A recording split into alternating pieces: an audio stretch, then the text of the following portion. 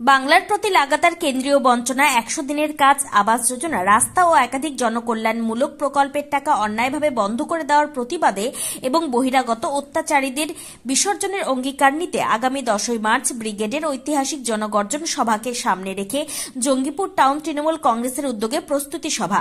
উক্ত সভায় CPM, Congress, BJP এবং ওয়েলফেয়ার পার্টি থেকে বেশ কিছু নেতৃত্ব তৃণমূল কংগ্রেসে যোগদান করলেন। উপস্থিত ছিলেন জঙ্গিপুর সাংগঠনিক জেলা তৃণমূল কংগ্রেসের সভাপতি তথা সাংসদ মাননীয় খলিলুর রহমান মহাশয়, রাজ্য তৃণমূল কংগ্রেসের মুখপাত্র দেবাংশু ভট্টাচার্য, জঙ্গিপুর সাংগঠনিক জেলা তৃণমূল কংগ্রেসের চেয়ারম্যান তথা বিধায়ক জাকির হোসেন মহাশয়, জঙ্গিপুর পৌরসভার পৌরপিতা মফিজুল ইসলাম মহাশয়, রঘুনাথগঞ্জ 1 নম্বর ব্লক তৃণমূল কংগ্রেসের সভাপতি গৌতম ঘোষ মহাশয় সহ টাউন ও ব্লক নেতৃত্ব।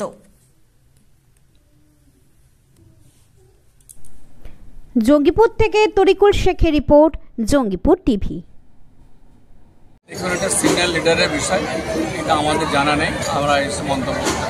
মুর্শিদাবাদের একমাত্র মন্ত্রী এটা দেখুন অর্গানাইজ করছে বিধানসভা ভিত্তিক এবং বিধায়ক ব্লক সভাপতি বিষয়টা বলতে পারবে। আজকে ওয়েলফেয়ার পার্টির রাজ্য এটা ভালো, তিনি মাইকে বক্তব্য রাখলেন যে তিনি মানুষের কাজ করতে চান, যে কাজ আমাদের নেত্রী মমতা ব্যানার্জি করছেন, যে কাজ আমাদের নেতা অভিষেক ব্যানার্জি করছেন, তিনাদের কাজে অনুপ্রাণিত হয়েছেন, তিনাদের উৎসাহিত হয়েছেন, সেটা দেখে তিনি মানুষের কাজ করার লক্ষ্য নিয়ে তৃণমূল কংগ্রেসে যুক্ত হয়েছেন। দাদা, আগামী দিনে যদি বলেন আমাদের,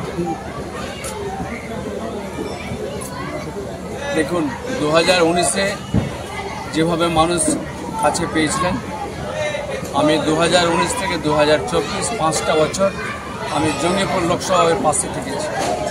আমি এই 5টা বছরে 5টা দিন আমি নিজের জন্য ব্যয় করিনি, কাজে নিশ্চিত মানুষের পাশে রয়েছি।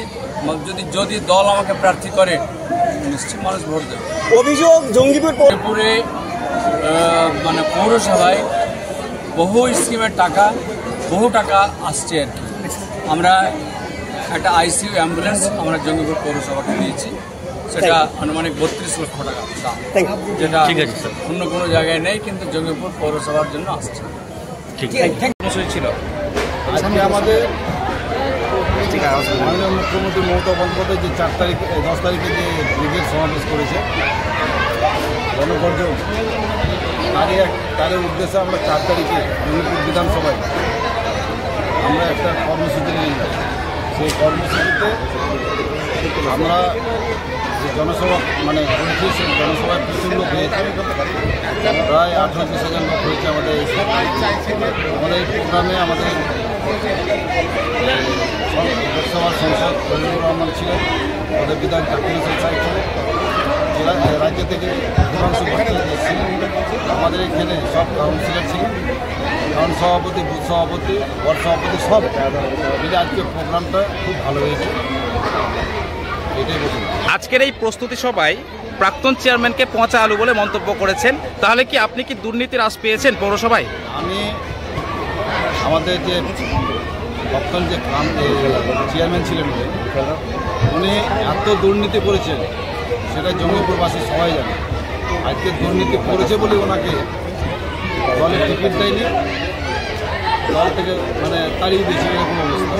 আজকে উনি সিপিএমে জয়েন করেছে আবার। তো যাই হোক, উনি জঙ্গিপুরের লোক বিচার করবেন উনি কী ছিলেন, কী হয়েছেন, জঙ্গিপুরের লোকের জন্য কী করেছেন, এটা জঙ্গিপুরবাসী বলবেন। তাহলে কি দুর্নীতির জন্য তদন্তের নির্দেশ আবেদন করেছেন? দুর্নীতির তদন্ত হবেই একদিন। আপনারা দেখছেন সব জায়গাতে এখনও জঙ্গিপুরে সিবিআই ঘুরছে, কখন ধরবে, কাকে ধরবে, যেই দুর্নীতি করবে তাকে ধরবে, আর যারা দুর্নীতি করবে তারা তৃণমূল কংগ্রেসের ঠাঁই নেই। আগামী লোকসভা নির্বাচনে জঙ্গিপুর পৌরসভায় সমীক্ষা কি বলছে? আমি বলি আমার দৃঢ় বিশ্বাস জঙ্গিপুর লোকসভা কেন্দ্রকে আমরা আমার জঙ্গিপুর পৌরসভা থেকে ব্যাপক লিড দেবো, এটা আমরা আশা করি। Thank you.